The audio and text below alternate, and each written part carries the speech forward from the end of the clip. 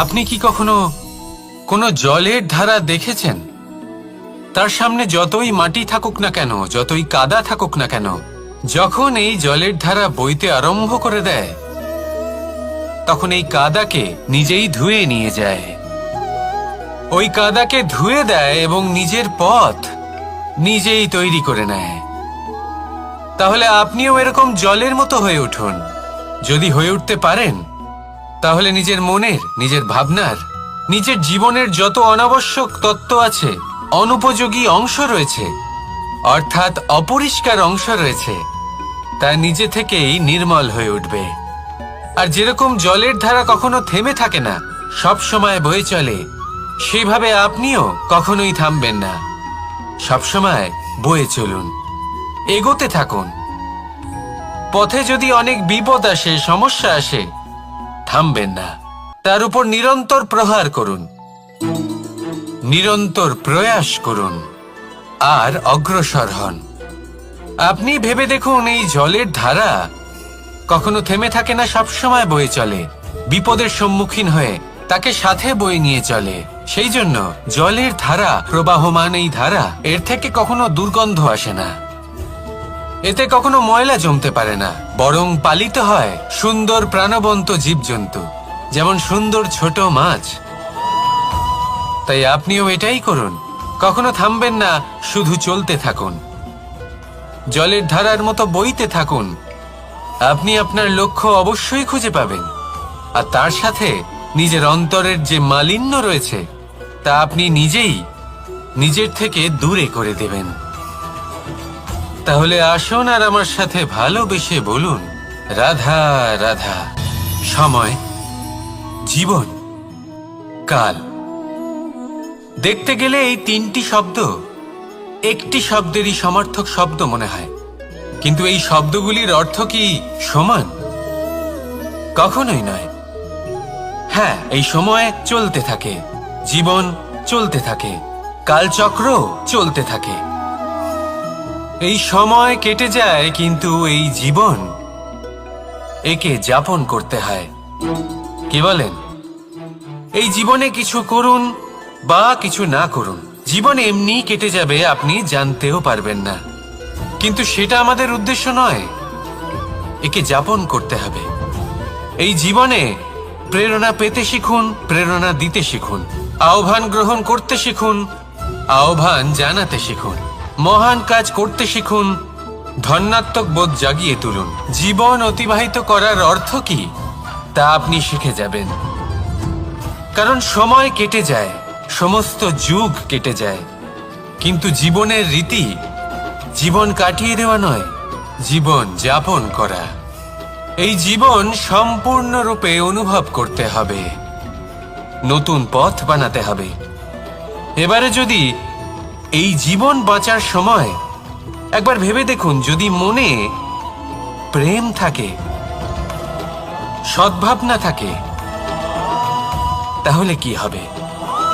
এই জীবনকে বাঁচার অনুভূতিটাই অন্যরকম হয়ে যাবে, একটা আনন্দময় অনুভূতি লাভ করবেন।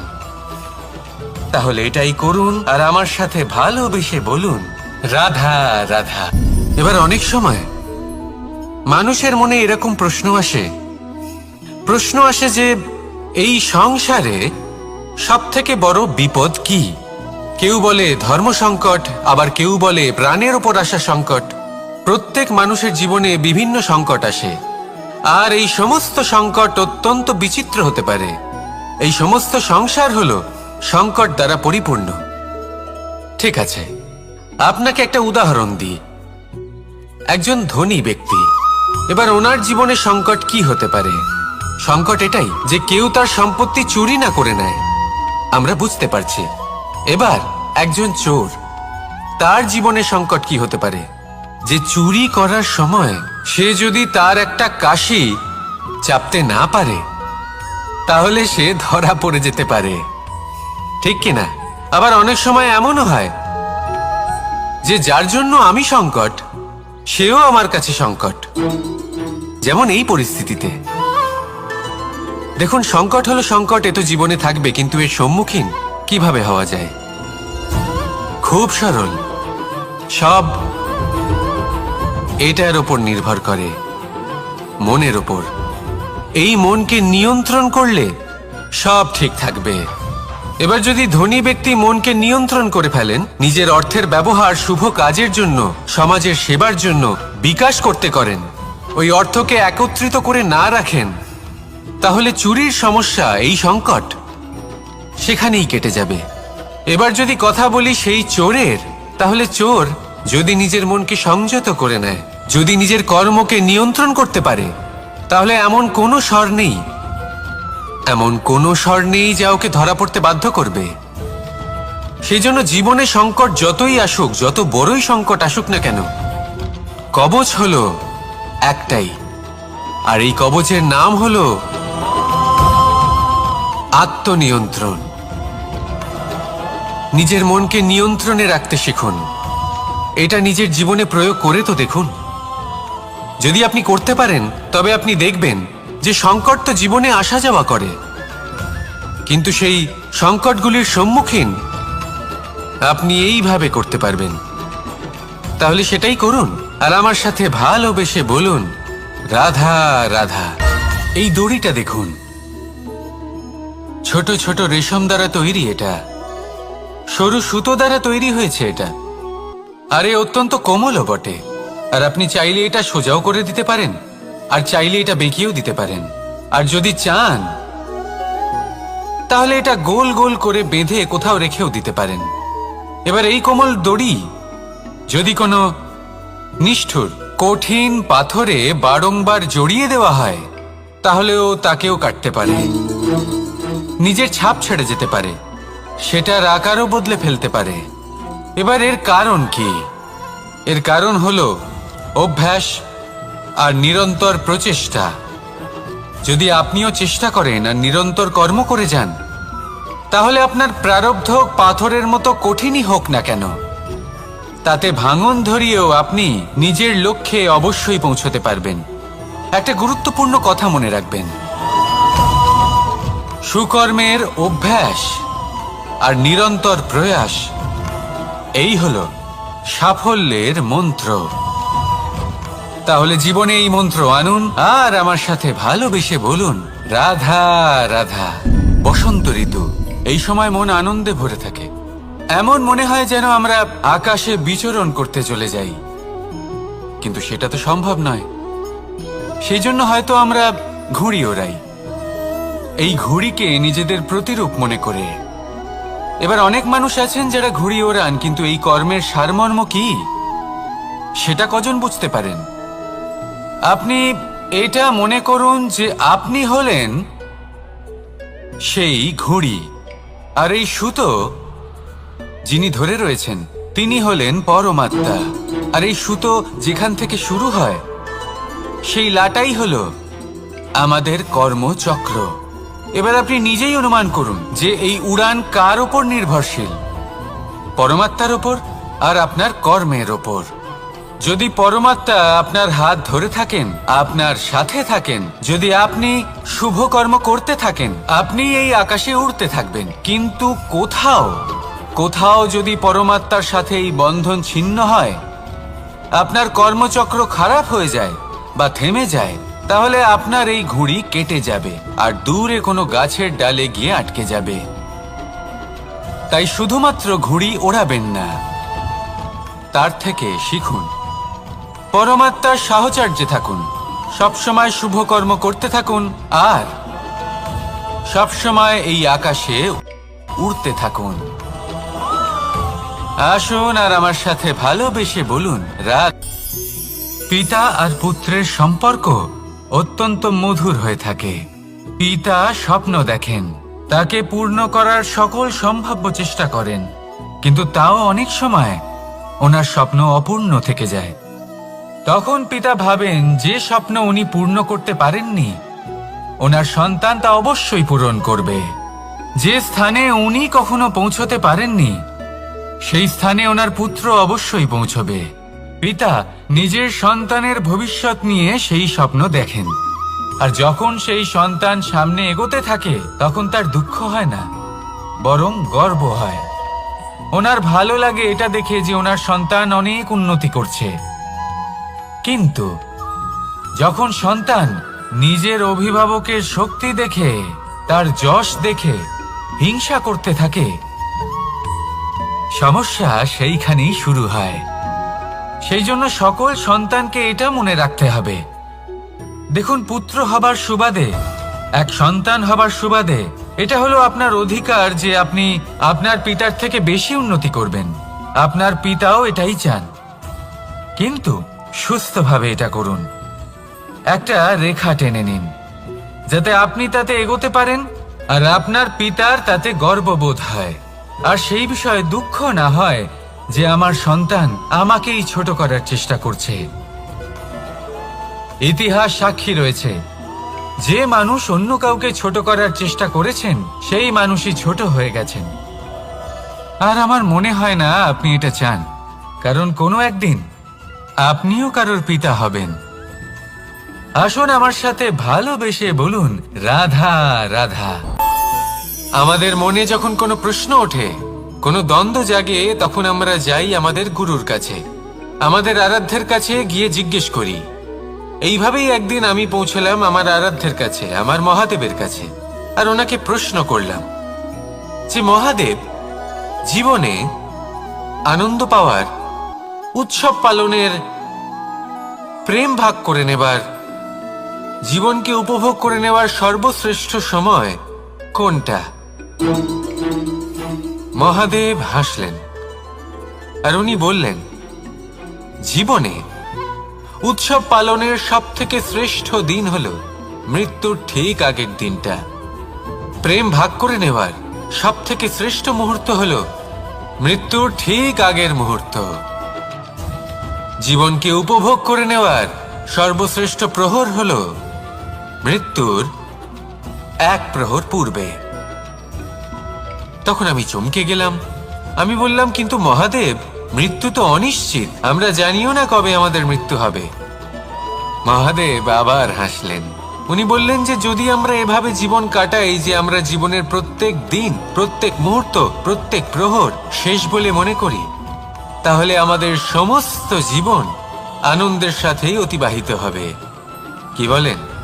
তাহলে আপনিও এই কথা মনে রাখুন আর আমার সাথে ভালোবেসে বলুন, রাধা রাধা।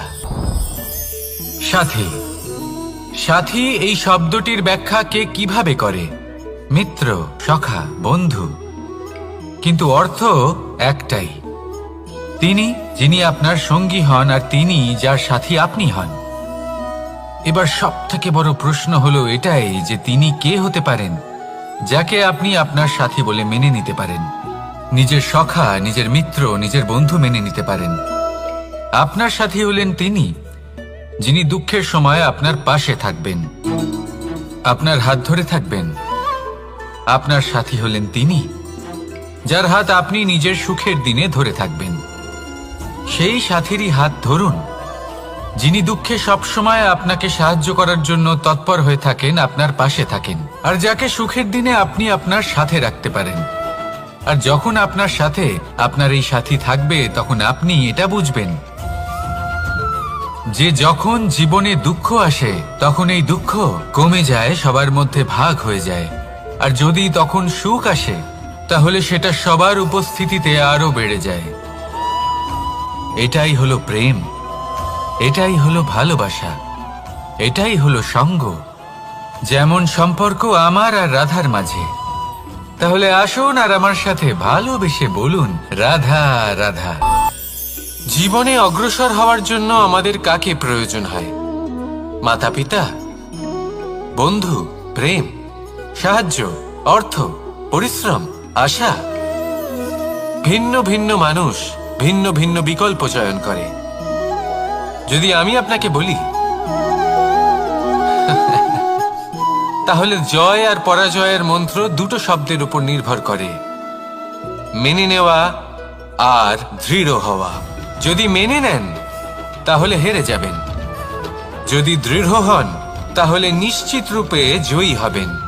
যদি কখনো আপনি ক্লান্ত হয়ে ওঠেন, আপনি দুঃখী হন, পুরোপুরি ভেঙে পড়েছেন, তখন মেনে নেবেন না যে আপনি ভেঙে পড়েছেন, নয়তো হেরে যাবেন। তখন উল্টে স্থির করবেন যে যাই হয়ে যাক না কেন আমি জয়ী হবই। আর আপনি দেখবেন যে জয় নিশ্চিত রূপে আপনার কাছেই আসবে। তাহলে এই কথা মনে রাখবেন আর আমার সাথে ভালোবেসে বলবেন, রাধা রাধা।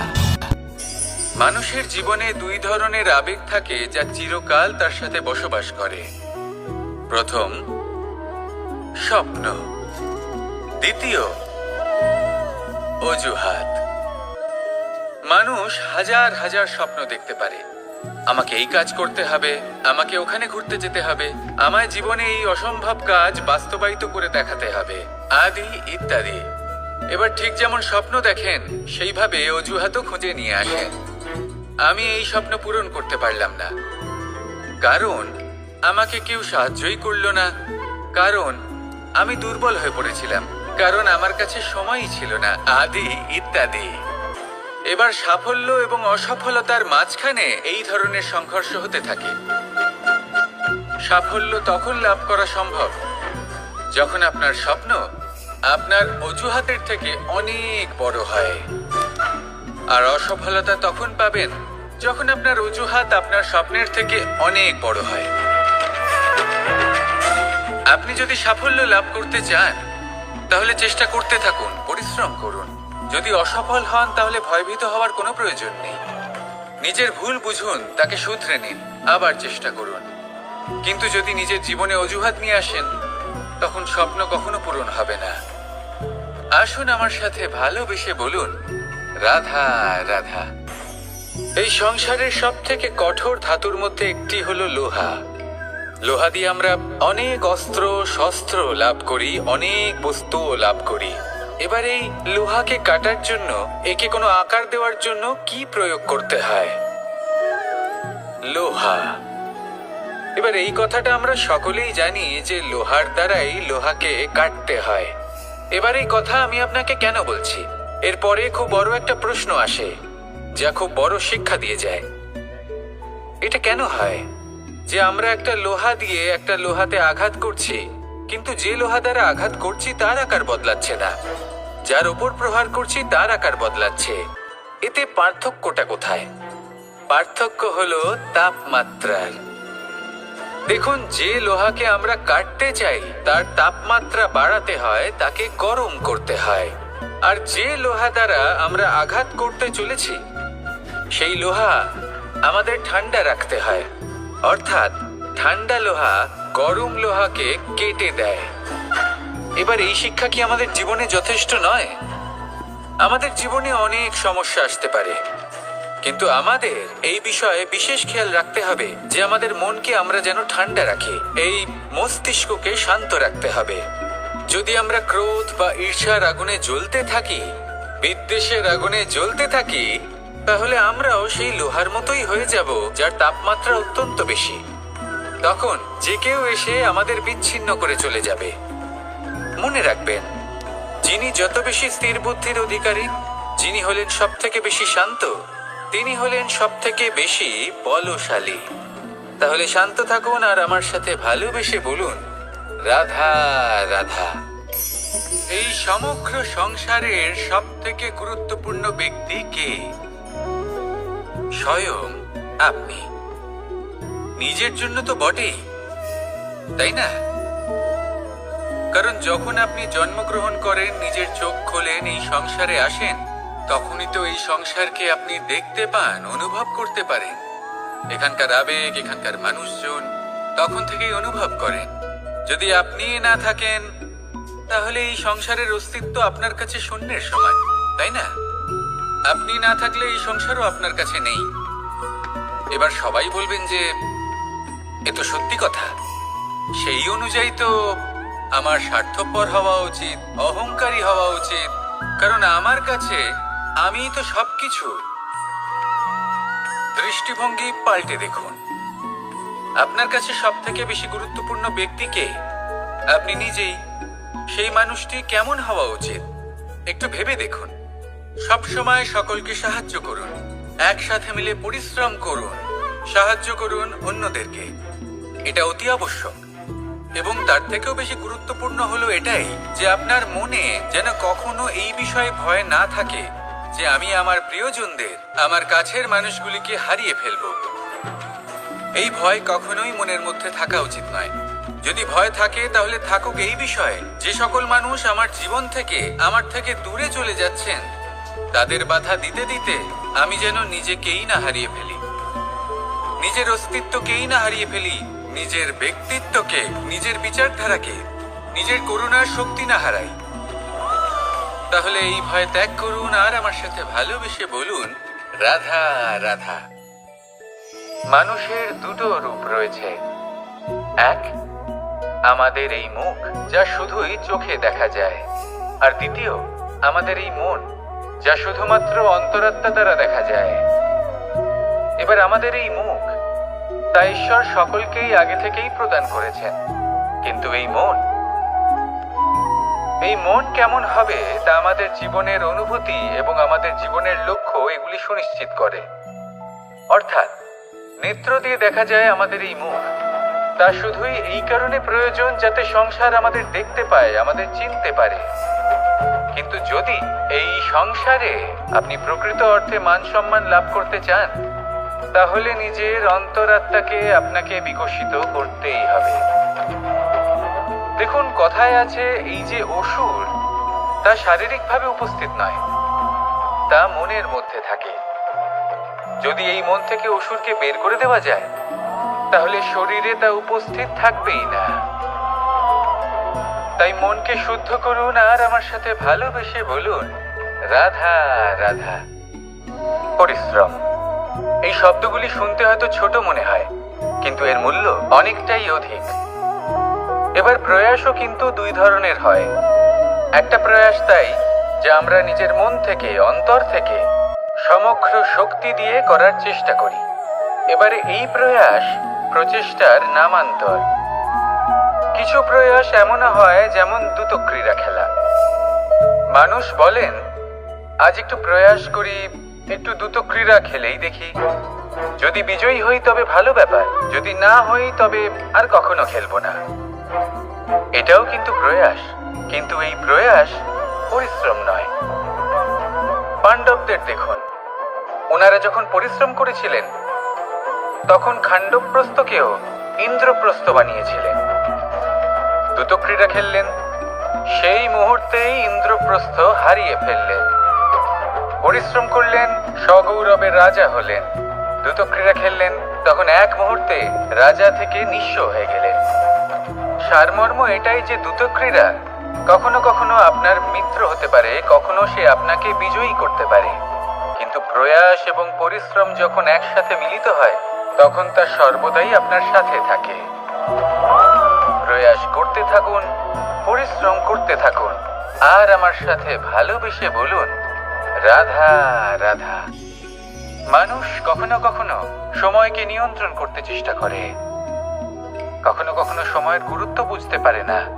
এটা ভাবে যে এই কিছু মুহূর্ত কেটে যাক, একে অতিবাহিত করি, তাহলে কি বা হবে, কয়েকটা মুহূর্ত মাত্র। কিন্তু তা নয়। আজকের একটা মুহূর্ত ভবিষ্যতের অনেক বড় পরিবর্তনের ভিত হতে পারে। আজকের একটা মুহূর্ত আপনার ভবিষ্যৎকে উজ্জ্বল করে তুলতে পারে। সেই জন্য ছোট ছোট মুহূর্তগুলিকে অদেখা করবেন না। সময়কে কাজে লাগান, পূর্ণরূপে কাজে লাগান। এবার যদি আপনি কাউকে সাহায্য করতে চান আর সেই কারণেই যদি থেমে থাকেন, তাহলে ঠিক আছে, কারণ আপনি কাউকে সাহায্য করে তার জীবনকে আরো ভালো করে তুলতে চাইছেন, আরো শ্রেষ্ঠ করতে চাইছেন। এই পুণ্য, এই কর্ম ফিরে আপনার কাছেই আসবে আর আপনার জীবনকে শুভ করে তুলবে। কিন্তু যদি আপনি আলস্যের কারণে থেমে থাকেন এবং কিছুই না করেন, সময় নষ্ট করেন, তাহলে কিন্তু একটাই ঘটনা ঘটবে, আপনার ভবিষ্যৎ বিপদগ্রস্ত হয়ে পড়বে, আর কিছুই নয়। সেই জন্য এটা বোঝা প্রয়োজন যে কখন থামতে হবে এবং কেন থামতে হবে। যদি আপনার থামার কারণ এবং সময় অনুচিত হয়ে থাকে, তাহলে আপনার ভবিষ্যৎ কখনোই উচিত হতে পারে না।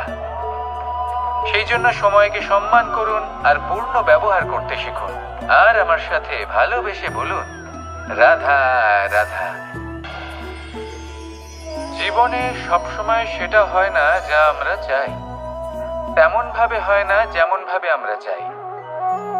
এবার তাতে আমরা দুঃখ পাই, নিরাশ হয়ে পড়ি, ভাগ্যকে দোষ দিই অথবা অন্য কাউকে বা নিজেকে। কিন্তু সত্যটা কি সেটা আমাদের জানতে হবে। এই সংসার নির্মিত হয়েছে পাহাড় দ্বারা এবং পাথর দ্বারা, তাই প্রত্যেক স্থানে ছোট ছোট ছোট ছোট নুড়ি পাথর তো অবশ্যই থাকবে। এগুলো এড়িয়ে যাওয়া সম্ভব নয়, আর এই কথাটা আমরা সকলে জানি। এবার এইভাবেই আমাদের জীবনে নানান রকমের সমস্যা লেগেই থাকে। এর হাত থেকে কোনোভাবেই নিস্তার পাওয়া সম্ভব নয়। একটা সমস্যা এড়াতে যান, দ্বিতীয় চলে আসবে, দ্বিতীয় সমস্যা এড়াতে যান, তৃতীয় চলে আসবে। কিন্তু সমস্যা জীবনে থাকবেই, আর আপনাকে সাহায্য করার জন্যই থাকবে কোনো না কোনো রূপে। আপনার চারপাশে পাথর আছে, এটা আপনার উপর নির্ভরশীল আপনি কি করবেন, কোন পথে অগ্রসর হবেন এবং কিভাবে অগ্রসর হবেন। এবার দেখুন, এটা তো সবসময় সম্ভব নয় যে আপনার পদতলে ফুলের চাদর থাকবে, এটা তো অসম্ভব। সেই জন্য উচিত এটাই হবে যে আপনি পাদুকা পরিধান করে জীবনে অগ্রসর হন। এর সারমর্ম এটাই, যখনই জীবনে সমস্যা আসবে দৃঢ় হয়ে সম্মুখীন হন এবং এটা বোঝার চেষ্টা করুন যে এই সমস্যা জীবনে কেন এলো, কি শিক্ষা দিয়ে গেল। আপনার মধ্যে দোষ অবশ্যই থাকবে, তাকে গুণে পরিবর্তিত করুন। এই জীবন আরো বেশি সহজ সরল হবে এবং প্রসন্ন হয়ে বলবে, রাধা রাধা।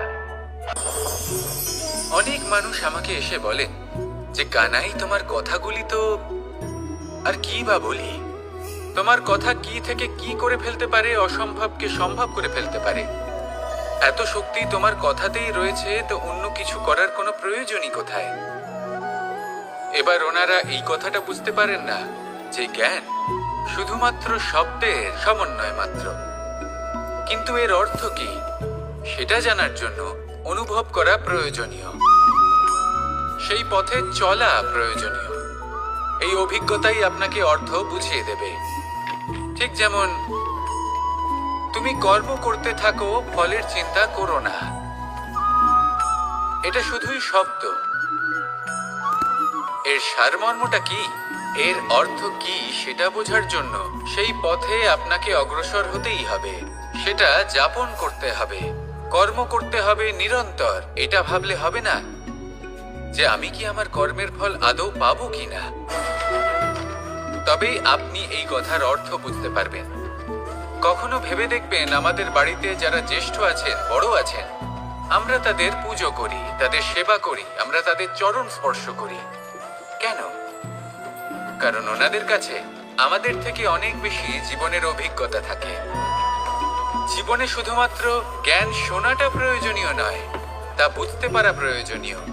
তা যদি যাপন করেন তবেই অভিজ্ঞতা হবে, তবেই প্রকৃত অর্থ বুঝতে পারবেন।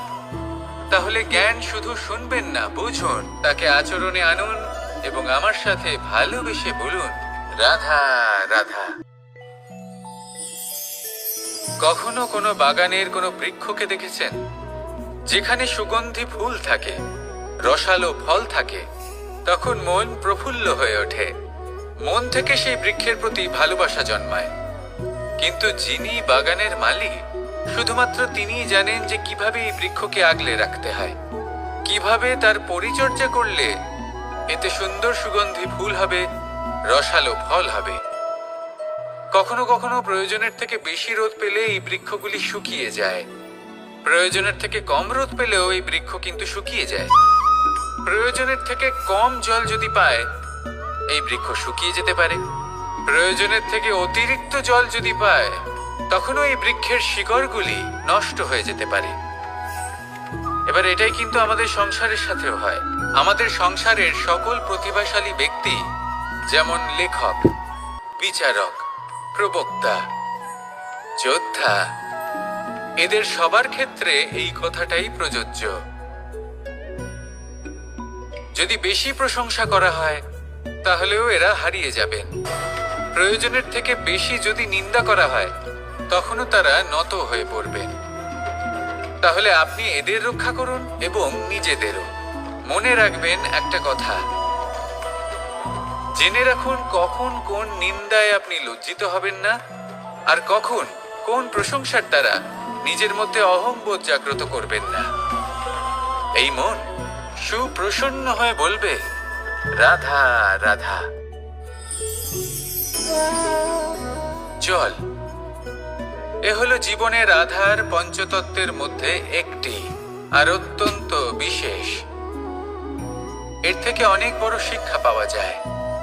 এই জল গন্তব্যের বিষয়ে এর স্পষ্ট ধারণা আছে। ও জানে ওর লক্ষ্য কি, আর প্রয়াস করে ততদূর সে পৌঁছেও যায়। এটি পর্বত থেকে বয়ে নিচে নেমে আসে, নদীর সাথে সমাহিত হয়ে তার সাথে বয়ে চলে, চিরসবুজ বনানী গড়ে তোলে, প্রাণীদের তৃষ্ণা নিবারণ করে, সামনে এগিয়ে চলে, মানুষের সাথে মিলিত হয়। যারা একে বাঁধের মধ্যে বেঁধে রাখতে চেষ্টা করে, সে বন্দি দশাতেও থেকে যায়, মানুষের কল্যাণ করে। তারপর বাঁধ থেকে মুক্তি পেয়ে এগিয়ে চলে, কোথাও ধাক্কা খায়, কোথাও বাধা পড়ে, কোথাও যদি পথ খুঁজে না পায় তাহলে পথ খুঁজেই নেয়, আর যেখানে পথ থাকে না সেখানে পথ বানিয়ে নেয়, আর শেষ পর্যন্ত নিজের লক্ষ্যে পৌঁছেই যায়, অর্থাৎ সমুদ্রে গিয়ে সমাহিত হয়ে যায়। আমাদেরও কিছুটা এরকমই হয়ে উঠতে হবে। যেখানেই যাবেন সকলের কল্যাণ করুন, সামনে এগোন। আপনি কোথাও পড়ে গেলে, ধাক্কা খেলে আঘাত লাগবেই, উত্থান পতন লেগেই থাকে। সামনে এগোতে থাকুন। কোথাও পথ না পেলে তা খুঁজে নিন, কোথাও পথ না থাকলে তা বানিয়ে নিন। নিজের গন্তব্যের কথা সব সময় মনে রাখুন। শেষ পর্যন্ত নিজের মোক্ষ লাভ আপনি অবশ্যই করবেন। আর আমার সাথে ভালোবেসে বলুন, রাধা রাধা। কখনো কোনো বৃক্ষকে দেখেছেন? এই ধরিত্রী থেকে ততটুকুই জল নেয় যতটুকু তার প্রয়োজন। কোনো প্রাণীকে দেখুন, এই প্রকৃতি থেকে ততটুকুই খাবার গ্রহণ করবে যতটুকু তার খিদে রয়েছে। খিদে মিটে গেলে আর খাবে না। এবার মনুষ্যকে দেখুন, সে নিজের জীবনে যা কিছু পেয়েছে, বস্তু, ধন, খাবার, শক্তি, প্রয়োজনের থেকে অনেক বেশি লাভ করার চেষ্টা করে থাকে। প্রয়োজনের থেকে বেশি যদি পেয়েও যায় তাহলেও তার কম মনে হয়। এবার এরকম ঠিক কেন হয়? এর পেছনের কারণ কি? কারণ হলো লোভ। লোভের আগুন কিছু এমন হয়, যদি মানুষের মনে একবার প্রজ্বলিত হয় তাহলে শুধু বাড়তেই থাকে। ততক্ষণ বাড়বে যতক্ষণ না আপনি নিজে তাকে বাধা দিচ্ছেন। তবে এই লোভের আগুন নিয়ন্ত্রণ করা সম্ভব। পরিমিতিবোধ, পরিমিতিবোধের চিন্তা। আপনাকে শুধু নিজেকে একটা সরল প্রশ্ন করতে হবে। যখনই মনের মধ্যে কোনো বস্তুর প্রতি, শক্তির প্রতি, ধনের প্রতি, ভোজনের প্রতি লোভ বেড়ে যায়, নিজেকে প্রশ্ন করুন, এটা কি আমার কাছে ততটাই প্রয়োজনীয় যতটা একটা বৃক্ষের কাছে জল, যতটা একটা প্রাণীর কাছে ভোজন? এটা কি ততটাই প্রয়োজনীয়? যদি উত্তর না হয় তাহলে নিজেকে সেখানেই বাধা দিন, সেই ভাবনা সেখানেই ত্যাগ করুন, কারণ সেটাই হলো লোভ। ঠিক এইভাবেই প্রয়োজনীয়তার চিন্তা করে আস্তে আস্তে এই মন নির্লোভ হয়ে উঠবে, আর এই মন প্রসন্ন হয়ে বলবে, রাধা রাধা। আজ আমরা দুই ধরনের ব্যক্তির বিষয়ে কথা বলবো। প্রথম জন হলেন যে প্রয়োজনের থেকে অনেক বেশি পরিমাণ ধন উপার্জন করে থাকেন। তার কাছে ততটা ধন থাকে যতটা তার প্রয়োজনও নেই, তারপরেও আরো ধন উপার্জন করতে চেষ্টা করতে থাকেন। সকল সম্ভব চেষ্টা করেন, সকল সম্ভব কর্ম করেন, তা সে উচিত কর্ম হোক বা অনুচিত, তাতে তাদের কিছুই যায় আসে না। তারা শুধুই এই সংসারের সকল সুখ ভোগ করতে চান, সকল স্বাচ্ছন্দ্য লাভ করতে চান। আজীবন তারা প্রচেষ্টাই করতে থাকেন। এবার এই করতে গিয়ে তারা ভারাক্রান্ত হয়ে সমস্যার সম্মুখীন হন। এনাদের সমগ্র জীবন এই চেষ্টাতেই চলে যায়, জীবন যাপন করার বদলে। অন্যদিকে আরেকজন ব্যক্তি, যিনি জানেন তার প্রয়োজন কতটুকু, আর শুধুমাত্র সেই পরিমাণ ধন অর্জন করেন। তার থেকে বেশি একটুও নয়। উনি যদি দুবেলা খেতে পান, মাথা গোজার ঠাঁই পেয়ে যান, সেটাই পর্যাপ্ত। তাতেই তিনি আনন্দে জীবন যাপন করেন, না কোনো বৃথা চিন্তা করেন, না কোনো বৃথা কষ্ট করেন। এবার আমি আপনাদের জিজ্ঞেস করব, এই দুই ব্যক্তির মধ্যে আপনি কোন ব্যক্তি হতে চাইবেন? বেশিরভাগ মানুষ এটাই বলবেন যে আমরা সেই দ্বিতীয় মানুষ হতে চাই যারা সন্তুষ্ট। কিন্তু যদি মন দিয়ে দেখেন, আপনিও সেই কর্মই করছেন যা প্রথম ব্যক্তি করেন। আপনারা সবসময় চেষ্টা করে চলেছেন, এটাও লাভ করতে হবে, ওটাও লাভ করতে হবে, আমার এটারও প্রয়োজন, ওটারও প্রয়োজন। আপনি অনেক কিছু লাভ করেছেন, কিন্তু প্রশ্ন এটাই যে আপনার কি সেই সবকিছুর প্রয়োজন রয়েছে? এর উত্তর আপনার অন্তর্মনে রয়েছে। আপনার মন জানে যে আপনার প্রয়োজন কতটুকু। সেখানে গিয়ে দেখুন। সন্তুষ্টি মানুষকে আনন্দ দেয়। মানুষ যতটা সন্তুষ্ট হবে, ততটাই সে আনন্দ লাভ করবে। এবার আপনাকে এই সিদ্ধান্ত নিতে হবে যে আপনি কখন আর কোথায় সন্তুষ্টি লাভ করবেন, কত কিছু লাভ করার পরে সন্তুষ্ট হবেন। এই উত্তর আপনি মন থেকে পাবেন। এই সমাজের চাহিদায় জড়িয়ে নিজেকে বিভ্রান্ত করবেন না। নিজের অন্তরের এই মিথ্যে অহংবোধকে প্রশ্রয় দিতে গিয়ে যদি আপনি এরকম প্রয়াস করতে থাকেন, তাহলে জীবনযাপন কখন করবেন? থেমে যান, শান্ত হয়ে যান, নিজের অন্তর্মনে নিমজ্জিত হয়ে দেখুন যে সন্তুষ্টি কোথায়। এই সন্তুষ্টি লাভ করুন। এই মন প্রসন্ন হয়ে বলবে, রাধা রাধা।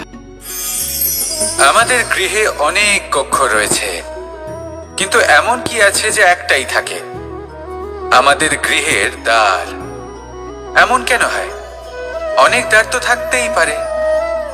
ভেবে দেখুন, একটা বিশাল ভবন রয়েছে, তার চতুর্দিকে অনেক দ্বার আছে। ভালোই হবে, যাতায়াত করতে সুবিধা হবে, কিন্তু এমন আমরা কেন করি না? এবার আপনি বলবেন যে এটার উত্তর তো সহজ। যতগুলো দ্বার থাকবে, ততজন দ্বারপালও থাকবে। কে কখন কোথা থেকে আসবে, কোথায় চলে যাবে, সেদিকে খেয়াল থাকবে না। চুরির সম্ভাবনাও বেড়ে যাবে। যাক, এই বিষয়ে অন্তত আপনি বোঝেন। সেই জন্য আপনার গৃহে একটাই দ্বার রয়েছে। কিন্তু আপনার মনের বিষয় কি জানেন? আপনার মনেও কি কোনো দ্বার আছে? নেই? তার মানে যে কোনো ব্যক্তি যেখান থেকে খুশি আসতে পারে, আর আপনার মনে যা খুশি প্রবেশ করিয়ে চলে যেতে পারে। কোনো বাধার সম্মুখীন না হয়ে কোনো ব্যক্তি আপনার মনে যা কিছু প্রবেশ করিয়ে চলে যাবে, তা সে আমাদের পক্ষে শুভ হোক, অশুভ হোক, বা যতই ঘাতক হোক না কেন।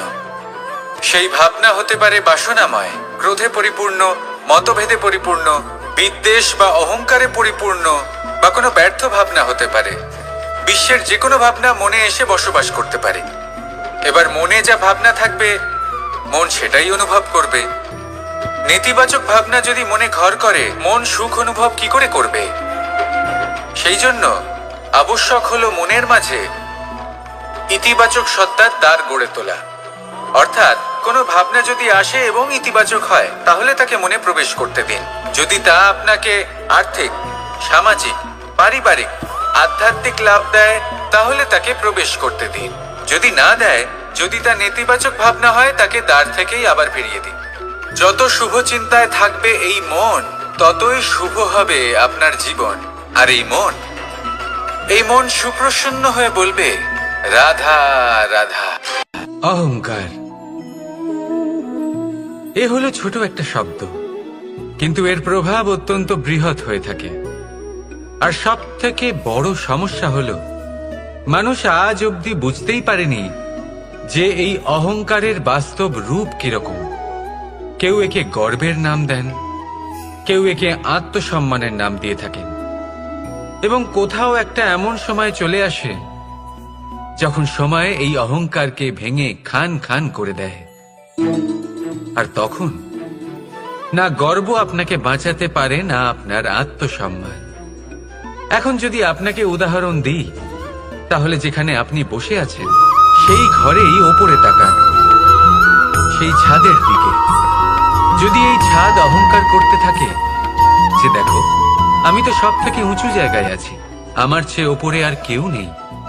আমি এই ঘরে থাকা সমস্ত ব্যক্তিকে ছায়া প্রদান করি। যদি এই অহংকার এসে যায় তাহলে কি?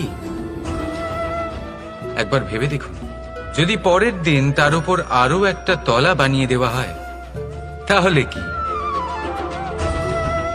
এই ছাদ, যার নিজের উঁচু হবার অহংকার ছিল, যে সব থেকে ওপরে ছিল, সে এবার পায়ের তলায় চলে এসছে।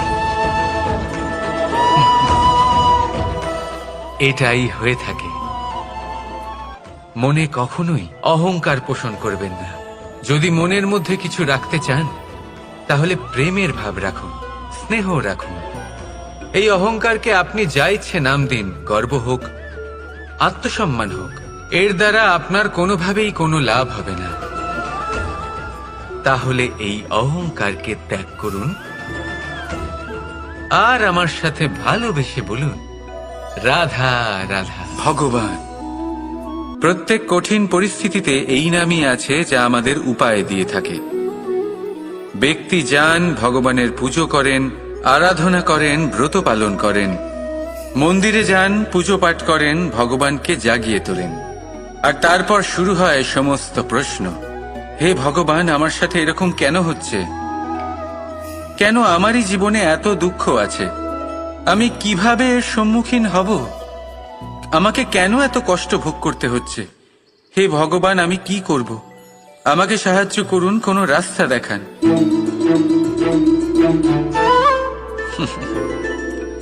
চলুন, আমি আপনাকে একটা প্রশ্ন করি। মন্দিরে যাওয়ার চেষ্টা করার আগে আপনি কি জীবনে ততটা চেষ্টা করেছেন যতটা সেই সমস্যাকে দূর করার জন্য দরকার ছিল? দ্বিতীয় প্রশ্ন, ভগবানকে জাগানোর পূর্বে আপনি কি নিজেকে জাগিয়ে তুলেছেন? আপনি কি আলস্য ত্যাগ করেছেন? তৃতীয় প্রশ্ন, ভগবানকে জিজ্ঞাসা করার আগে আপনি কি নিজেকে জিজ্ঞাসা করেছেন যে আমি কেন এত অসফল হচ্ছি? যদি না করে থাকেন তাহলে সবার আগে এটা করুন। আপনি সমস্ত প্রশ্নের উত্তর পাবেন, সমস্ত বিপদের পরিত্রাণ পাবেন। অন্য কোথাও নয়, নিজের ভেতরে তাকিয়ে দেখুন। চেষ্টা করুন নিজেকে জাগিয়ে তোলার। আপনি সফল অবশ্যই হবেন, কারণ এই পরমাত্মা, ওই পরমেশ্বর, ওই পরব্রহ্ম আপনার মধ্যেই তো আছে। রাধা রাধা। এটা হলো একটা সাদা পাতা। এবার এতে আমি যাই লিখব সেটাই এর অস্তিত্ব হবে। এতে আমি প্রেমের কিছু কথা লিখে একে প্রেমপত্র বানিয়ে তুলতে পারি। মাতা পিতার জন্য একটা শুভ সংবাদ লিখতে পারি। শত্রুর বিষয়ে সতর্ক করব বলে সেনাকে একটা সংবাদ লিখতে পারি। দ্বারকাবাসীর জন্য কোনো সংবাদ পাঠাতে পারি। যাই লিখব এই পত্র সেটাই হয়ে উঠবে। সেই রকমই হলো আমাদের জীবন। আমরা যেমন কর্ম আমরা করব, আমাদের অস্তিত্ব এবং ব্যক্তিত্ব ঠিক তেমনই হয়ে উঠবে। যদি আপনি একটা অসাধারণ, উজ্জ্বল এবং সম্মানজনক জীবনযাপন করতে চান তাহলে তার একটা রহস্য আপনাকে বলি। যেমন কথন হবে, কর্ম তেমন হবে। অর্থাৎ যতটুকু বলেছেন ততটুকুই করুন, আর যতটুকু করেছেন ততটুকুই বলুন। এই একটা নিয়ম যদি আপনারা পালন করেন তাহলে এই সংসারের সমস্ত পণ্ডিত আপনাকে অবশ্যই সম্মান করবেন। তাহলে এটাই করুন আর আমার সাথে ভালোবেসে বলুন, রাধা রাধা। আমি রথে যাত্রা করি, তাতে বারবার পথে থামি আর দেখি যে আমি অনুচিত দিকে যাচ্ছি না তো, আমি উচিত পথেই যাচ্ছি তো। কারণটা কি? কারণ হলো যাতে আমি পথভ্রষ্ট না হয়ে যাই। জীবনযাত্রাতেও এটাই প্রয়োজন। জীবনযাত্রায় ভোগ বিলাসের পথে হারিয়ে যাওয়া খুব সহজ। বারবার থেমে আপনাকে দেখতে হবে, নিজেকে কিছু প্রশ্ন করতে হবে। আমি কি আজ সেই কর্মই করছি যেটা আমি করতে চেয়েছিলাম? আমি কি আজ সেই জীবন যাপন করছি যেমন আমি যাপন করতে চেয়েছিলাম? যদি এই প্রশ্নগুলোর উত্তর হ্যাঁ হয় তাহলে এগোতে থাকুন, নয়তো থেমে যান এবং বিচরণ করুন। মনে রাখবেন, এই সংসার অত্যন্ত জটিল আর এতে হারিয়ে যাওয়া অত্যন্ত সরল। সেই জন্য নিজে থেকে বারবার থামা এবং জীবন চিন্তন করা অত্যন্ত আবশ্যক।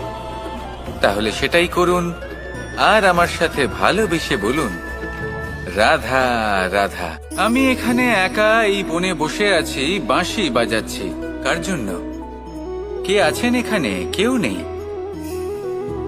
আমার প্রজা, আমার রাজ্য, আমার পরিবার আমার থেকে অনেক দূরে আছেন। আমি এখানে একা এই বনে বসে এই আকাশের এই রঙের, গাছের এই সব ফলের, মাটির সুবাসের আনন্দ উপভোগ করছি। কেন? আমি হলাম দ্বারকাধীশ। এমন কি রাজকীয় বা ভৌতিক সুখ রয়েছে যে আমি ওখানে পেতে পারি না? সবকিছুই পেতে পারি, তাও এখানে বনে একা বসে আছি। কোন সুখ খুঁজে চলেছি? একা থাকার সুখ। আমরা প্রত্যেকদিন অনেক মানুষের সাথে, চিন্তাধারার সাথে, কর্মের সাথে, পরিস্থিতির সাথে, সুখ দুঃখের দ্বারা বেষ্টিত থাকি। জীবনের এই চক্রে আমরা জড়িয়ে পড়তে থাকি। যতই আমরা এই সমস্যার সমাধান করি, আমরা ততই এতে জড়িয়ে পড়ি। আমরা এতটাই জড়িয়ে পড়ি যে যখন আমরা আয়নায় নিজেদের দেখি, তখন আমরা নিজেদের চিনতেই পারি না। এমন মনে হয় যেন আমরা নিজেদের হারিয়ে ফেলেছি। সেই জন্য প্রত্যেক দিন আপনি কিছু সময় নিজের সাথে কাটান একান্তে। এটা অত্যন্ত আবশ্যক। নিজের অস্তিত্বের গভীরে গিয়ে দেখতে শিখুন, নিজেকে বুঝুন। অদ্ভুত শান্তির অনুভূতি হবে। যেমন এই বায়ু, এই বৃক্ষ, এই পুষ্প, এই নিসর্গ, এদের মতো আপনিও কখনো একলা হতে শিখুন। কখনো নিসর্গের একটা অংশ হয়ে দেখুন। এই মন প্রসন্ন হয়ে বলবে, রাধা। একবার একটা শেয়াল বনে বিচরণ করছিল। ও একটা ছোট্ট শাবক দেখতে পেল। ও ভাবলো, আজ একেই আমি খাবার হিসেবে গ্রহণ করব। আশেপাশে দেখলো, কেউ দেখছে না তো? কেউ ছিল না। আর সেই শাবকের ওপর আক্রমণ করলো, যা হলো একটা ঘোর অপরাধ। বনের নিয়ম অনুসারে আপনি কখনোই শাবকের ওপর আক্রমণ করতে পারেন না। তারপর এই খবরটা যখন রাজা সিংহ জানতে পারলেন, সভার আয়োজন করলেন। কিন্তু সেখানে শেয়াল বলল, আমি তো এরকম কিছু করিনি। কিন্তু যদি আপনি এরকম বলেন, কোনো প্রমাণ দিন, এর কোনো সাক্ষী আছে? তখন রাজা সিংহ পেঁচাকে ডেকে পাঠালেন, যে সেই মুহূর্তে বৃক্ষের শাখার ওপর বসেছিল। সে সব কিছু দেখেছিল। পেঁচা সব সত্যি কথা বলল, আর শেয়ালকে মৃত্যুদণ্ড দেয়া হলো। এবার এই কাহিনী আমি আপনাকে কেন শোনালাম? কারণ মানুষও কখনো কখনো এরকম কর্ম করেন যা শিয়াল করেছে। এটা ভাবেন, কেউ দেখছে না যখন, আমি অনুচিত কর্ম করতেই পারি। কিন্তু না, আপনি যাই করুন না কেন, কেউ না কেউ অবশ্যই তা দেখছে। কোনো ব্যক্তি না হলেও কোনো প্রাণী, না হলে কোনো যক্ষ বা দেব বা প্রেত। যদি এনারা কেউ না দেখেন, তাহলে ধরিত্রী মাতা দেখেন, যেখানে দাঁড়িয়ে আপনি সেই কর্ম করছেন, তাই না? তাই একটা কথা সবসময় মনে রাখবেন, কে দেখছেন কে দেখছেন না সেই বিষয়ে ভাবা ছেড়ে দিন। এটা খুব সহজ কথা। আপনি যদি উচিত কর্ম করেন, উচিত ফল পাবেন। যদি অনুচিত কর্ম করেন, তাহলে আপনি অনুচিত ফল অবশ্যই পাবেন। সেই জন্য উচিত পথে চলতে থাকুন, উচিত কর্ম করতে থাকুন, আর আমার সাথে ভালোবেসে বলুন, রাধা রাধা। বাহ, পুষ্পের সুবাস আমার খুব ভালো লাগে। অত্যন্ত সুন্দর হয় এই পুষ্প। এইভাবে চারিদিকে পুষ্প দেখে মন আনন্দিত হয়ে ওঠে। এবার আপনারা ভেবে দেখুন, আমার চারিদিকে পুষ্প নয়, আগুন আছে। তাহলে কি হবে?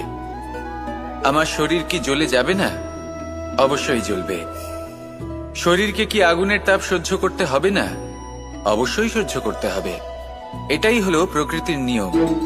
এই নিয়ম কিন্তু আমরা সবাই জানি, কিন্তু আমাদের মধ্যে বেশিরভাগ মানুষ এই বিভ্রান্তি নিয়ে বাঁচি যে এই যে প্রকৃতির নিয়ম, তা আমার ওপর প্রযোজ্য নয়। তা কিন্তু নয়।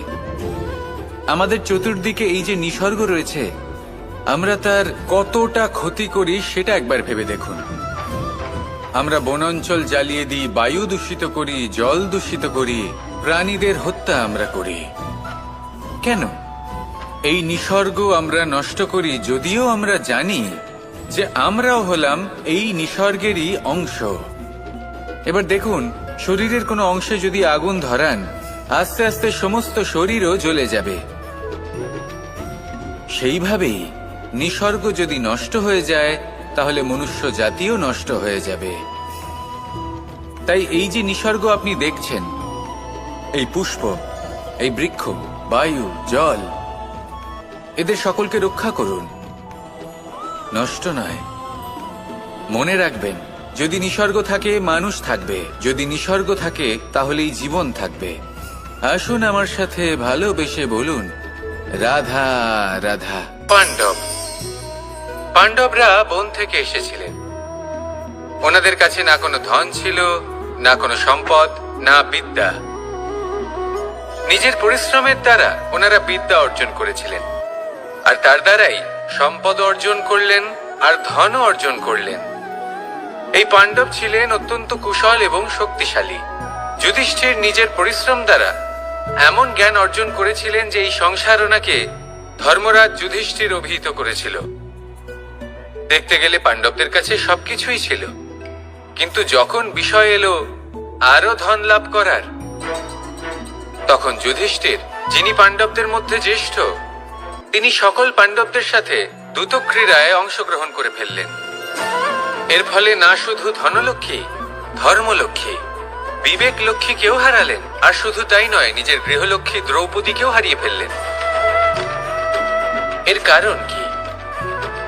ভুলে গেলেন খুব সহজ একটা কথা, এই সংসারে সম্মান এবং সাফল্য দুটোই পরিশ্রমের দ্বারা লাভ করতে হয়। কিন্তু দ্রুতক্রীড়ার এই খেলা আমাদের ভাগ্যের উপর নির্ভরশীল। এই সংসারে দুটি পথ রয়েছে। একটা পথ যেখানে কর্ম এবং পরিশ্রমের দ্বারা আপনি নিজের পথ নিজেই রচনা করতে পারবেন, আর দ্বিতীয় পথ হলো যেখানে এই ভাগ্য এক মুহূর্তে আপনাকে শিখরেও পৌঁছে দিতে পারে, আবার ধূলিসাৎ করে দিতে পারে। আপনি কোন পথ বাছবেন, সেই চয়ন আপনারই। আসুন আর আমার সাথে ভালোবেসে বলুন, রাধা রাধা। কোনো এক সময়ের ঘটনা এটা। মা এবং বাবা হাটে গিয়েছিলেন, তখন আমি আর দাদা গিয়েছিলাম গরু চড়াতে। আমরা বাড়ি ফিরে এলাম, আর মা সেই সময় একটা কাজ করতেন। যখনই হাটে যেতেন, দরজা তালা বন্ধ করে যেতেন। উনি খুব ভালো করে জানতেন যে যদি ওনার এই মাখন চোর সঠিক সময় পৌঁছে যায়, তাহলে এক ফোঁটাও মাখন ওনার অবশিষ্ট থাকবে না। এবার ঘটনা কিছুটা এরকম হলো যে মা আর বাবা মাঝে মাঝে হাটে যেতেন, তাই মাঝে মাঝে এই দরজা তালা বন্ধ করতে হতো। যখন মা আর বাবা ফিরে এলেন, তখন বাবা ভুলে গিয়েছিলেন যে এই চাবির গোছা থেকে ঠিক কোন চাবিটা দরজার তালা খোলার জন্য উপযোগী। উনি চেষ্টা করতে শুরু করে দিলেন।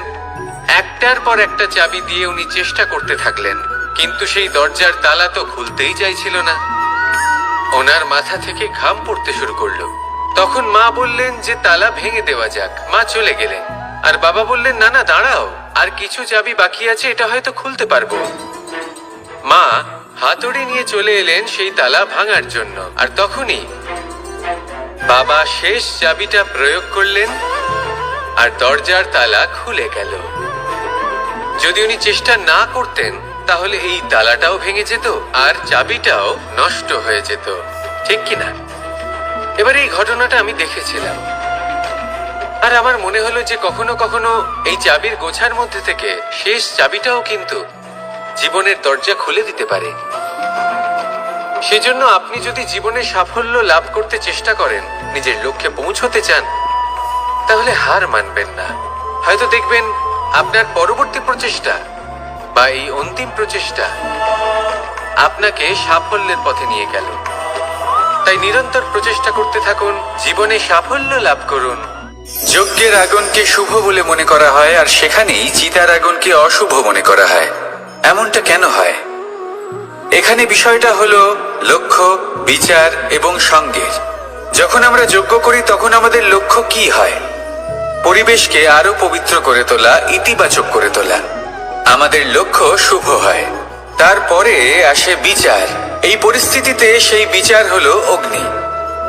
স্ফুলিঙ্গ থেকে তীব্র আকার ধারণ করে সমস্ত কাঠকে পুড়িয়ে দেয় এবং সুগন্ধ ছড়িয়ে দেয়। অর্থাৎ যদি আপনার লক্ষ্য শুভ হয় তাহলে তার নিজেই শুভ বিচারধারাকে আমন্ত্রণ জানায়।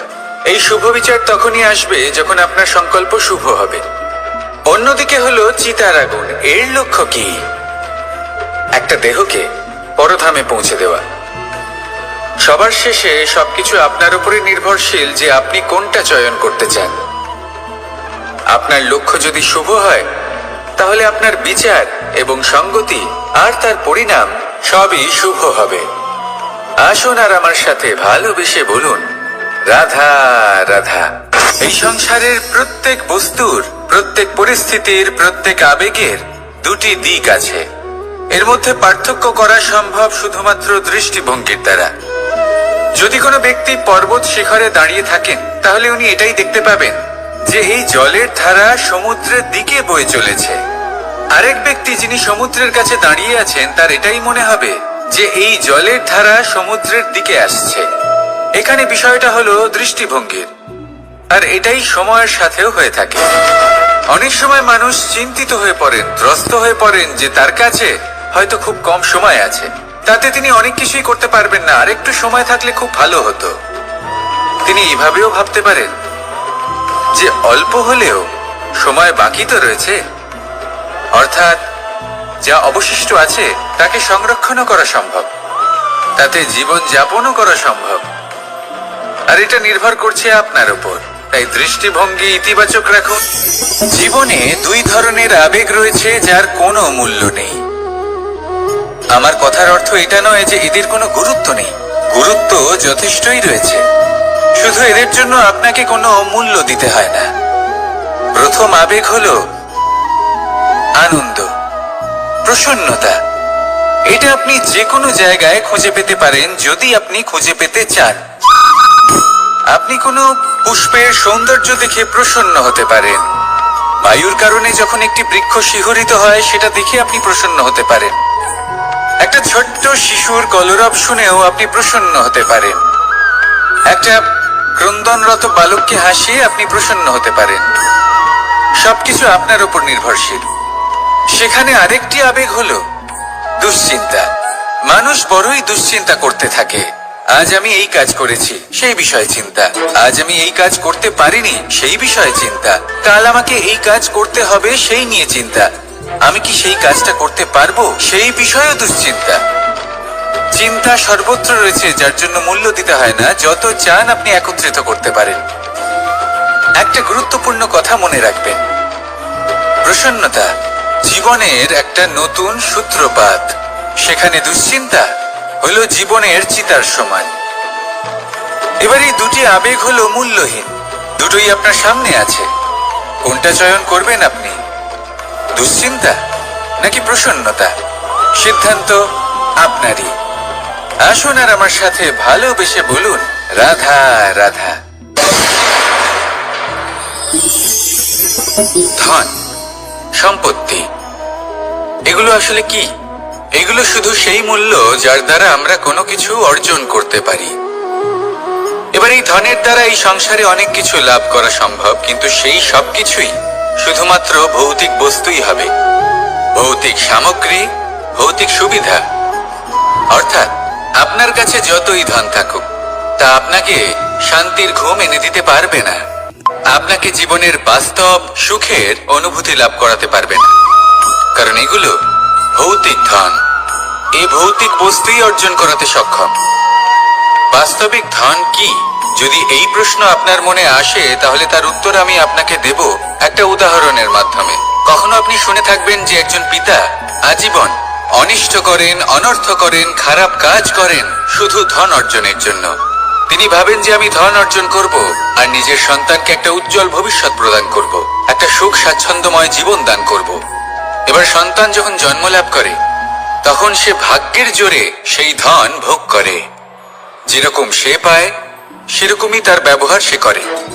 কখনো আপনি এটাও দেখে থাকবেন যে সেই সন্তান সমস্ত ধন নষ্ট করে ফেলে, আর সেই পিতা যিনি সমস্ত ধন সঞ্চয় করেছেন, যিনি সেই ধনের প্রভু, আজ সেই ধনের প্রহরী হয়ে রয়েছেন। এবার এরকম কেন হয়? এরকম তখনই হয় যখন সেই পিতা বুঝতেই পারেন না যে তার জীবনের আসল ধন কি। সেই আসল ধন তার সন্তানকে সে দিতেই